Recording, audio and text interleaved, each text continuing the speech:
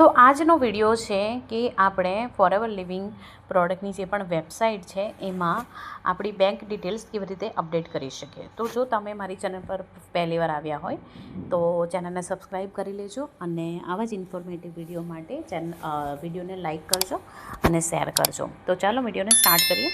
તો સૌથી પહેલાં આપણે ગૂગલ પર આવી જવાનું છે અને ગૂગલ પર આપણે ટાઈપ કરવાનું છે www.forever.login.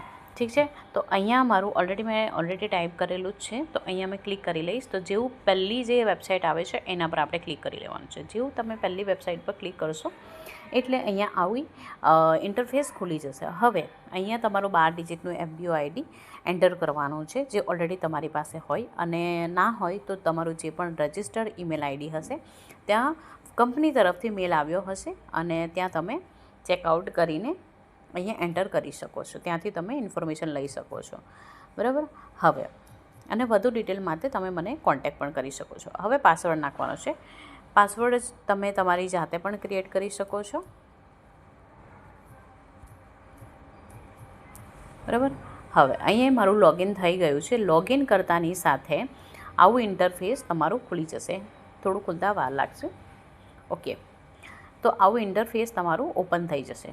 ઠીક છે. તો અહીંયા જે પહેલો ઓપ્શન છે તે માય અકાઉન્ટ છે, KYC ડોક્યુમેન્ટ છે, બોનસ ઇન્ફોર્મેશન છે, સિક્યોરિટી સેટિંગ્સ છે, કોમ્યુનિકેશન પ્રેફરન્સીસ છે, ID કાર્ડ છે, TDS સર્ટિફિકેટ અને લોગઆઉટ. બરાબર. તો હવે આજે આપણે જે ઇન્ફોર્મેશન લેવાની છે તે શેના માટે છે? બેંક ડિટેલ અપડેટ કરવાની. બરાબર. જેમના થ્રુ આપણને ઇન્કમ આવવાની છે. બરાબર. જે આપણા અકાઉન્ટમાં એટલે કે ખાતામાં જે પણ ખાતામાં આપણને પૈસા જોઈતા હોય, જે પણ ખાતામાં આપણને ફોરએવર તરફથી પૈસા જમા થશે, આપણી જે પણ ઇન્કમ થશે એ જમા થશે, તો એના માટે આપણે આપણા તરફથી બેંક ડિટેલ્સ એમને આપવી પડે છે. બરાબર. તો એ કેવી રીતે ત્યાં સબમિટ કરવાની છે એના માટે તો આ 1, 2 અને 3 બોનસ ઇન્ફોર્મેશન પર આપણે ક્લિક કરવાનું છે.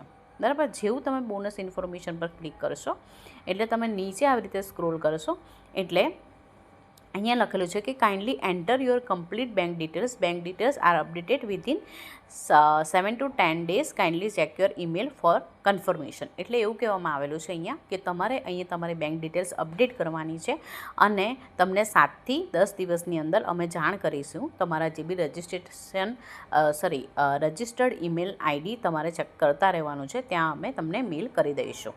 બરાબર. હવે અહીંયા પહેલાં શું લખવાનું છે?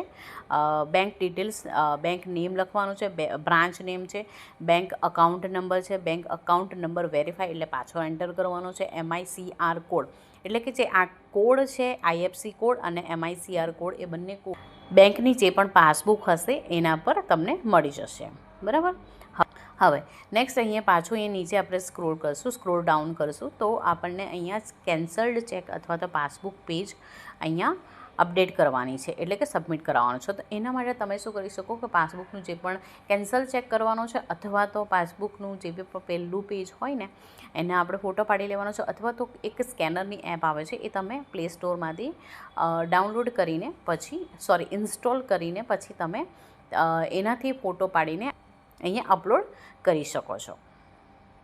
તો આવી રીતે તમારે અપલોડ કરી દેવાનું છે અને અહીંયા સેવ આપણે જેવું તમે સેવ પર ક્લિક કરશો એટલે તમારી ઇન્ફોર્મેશન ફોરએવરને પહોંચી જશે અને 7 થી 10 દિવસમાં એ લોકો તમને ઇન્ફોર્મ કરી દેશે. તો આવી રીતે તમે બેંકની જે ડિટેલ છે તે અપડેટ કરી શકો છો. તો આઈ હોપ કે તમને આ વિડીયો ઇન્ફોર્મેટિવ લાગ્યો હશે અને આવા જ ઇન્ફોર્મેટિવ વિડીયો માટે મને સબસ્ક્રાઈબ કરી લેજો, મારી ચેનલને સબસ્ક્રાઈબ કરી લેજો અને બીજા સુધી પણ આ ડિટેલ પહોંચાડતા રહેજો. અને બસ આજના માટે આટલું જ. Till then take care and bye by.